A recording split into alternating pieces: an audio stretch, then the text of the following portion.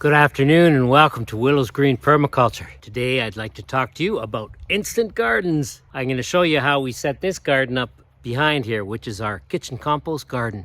I'll show you another instant garden too while we're at it. If this is something you're interested in, then let's get started.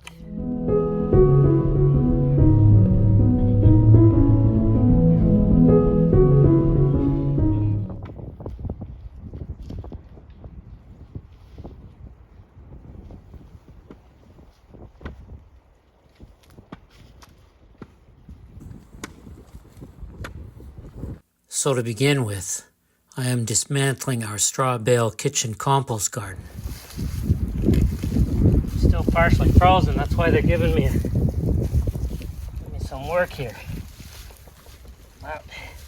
Frozen and waterlogged. I'm removing the straw bales which held this garden together and replacing them with logs from dead trees that we had to cut down this past winter. This garden is a place where we put our compost between about mid-November to the beginning of March. Then, after the beginning of March, we let the kitchen compost decompose. We'll throw leaves and well-decomposed compost on top of it. And then by mid-April or mid-May, when we need it, it's ready to be used as a garden up until mid-November, when it becomes our kitchen compost once again. Spread all that out, fill in all the gaps. This whole area here is still all frozen.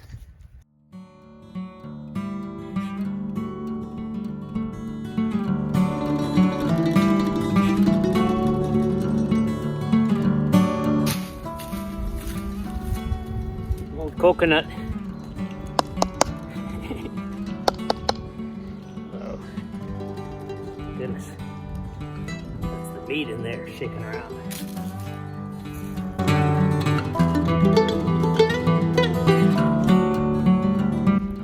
Best to have these things lean into the garden a little bit.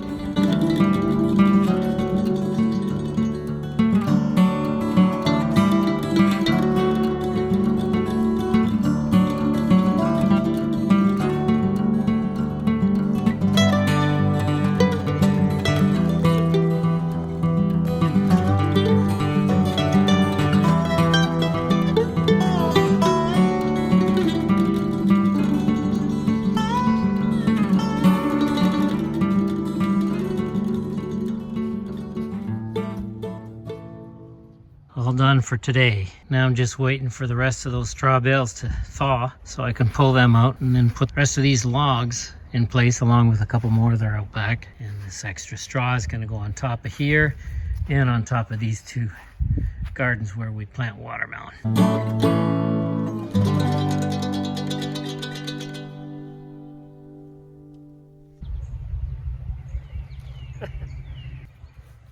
going to make seeds out of this one. The survivor onion. Survived the winter intact. It's going to be its second year. It's frozen right now, and if I defrost, it's probably going to be all mushy.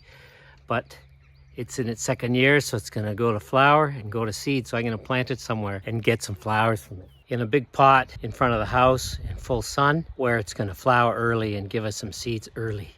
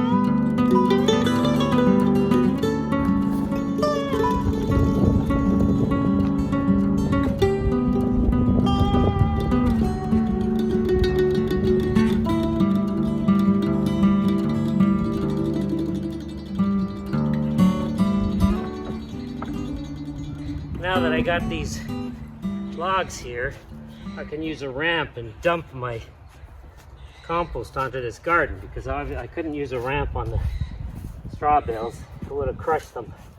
It wouldn't have looked any good.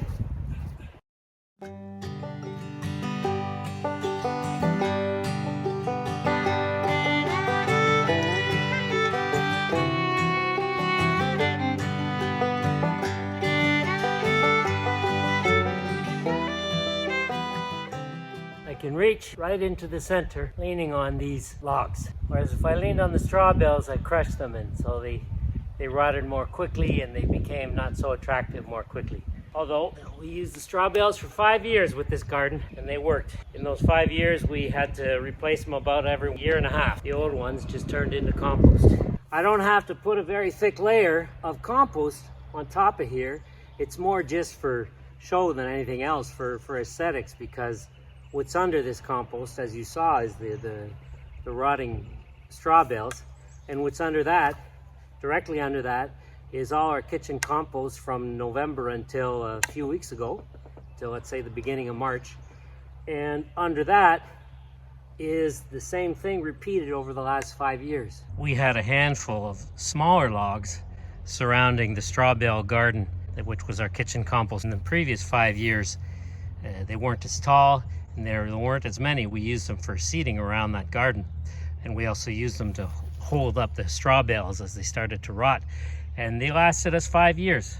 This is what they look like after 5 years and a month or two. So I'm hoping these logs last us 5 years. The logs were trees that had died, at least since some of them, they were dead since we moved in. We had to finally bring them down. Some of these big ones, we took a long time before I finally got myself a 18-inch chainsaw this year. And so we were able to bring some of these bigger trees down that were dead.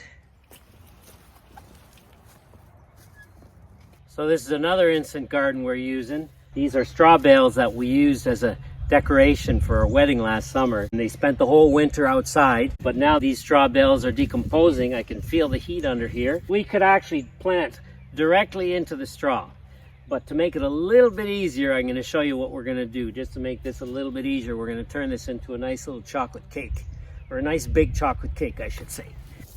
This tree is an ash, and it's eventually going to have to come down, because we got all sorts of other trees growing around here. Maple, oak, sycamore, white pine, birch. I'm not going to worry about this guy's trunk being buried by this garden. I have to come down anyway, because it's surrounded by these straw bales, and so the bugs are going to eat away at the bark underneath there. There's almost 3 feet or almost a meter of straw bale up against that. I'm going to grow some loofahs, some birdhouse gourds straight up the trunk. Fill in the gaps.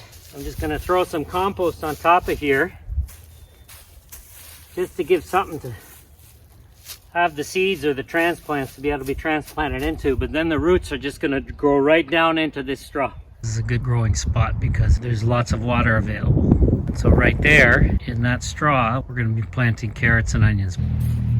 I'm going to make a different ramp here. I've got a lot of little logs here. These ought to work, because I'm not going to put the wheelbarrow up on top of that.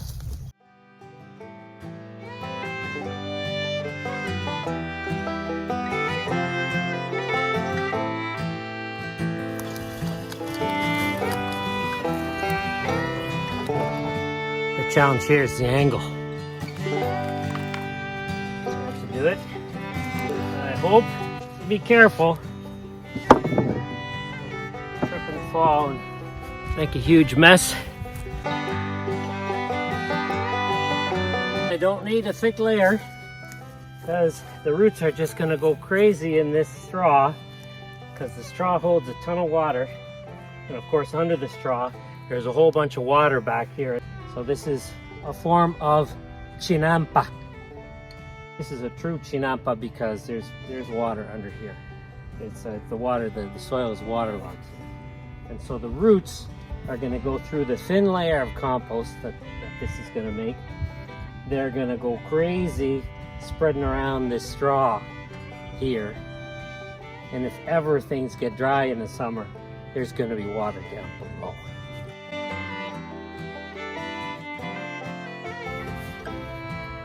this out a little. Here's our chocolate cake garden.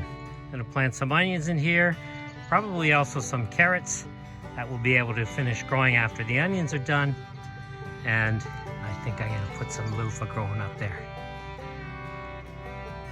because that's nice and tall. It's gonna be a hang off those branches.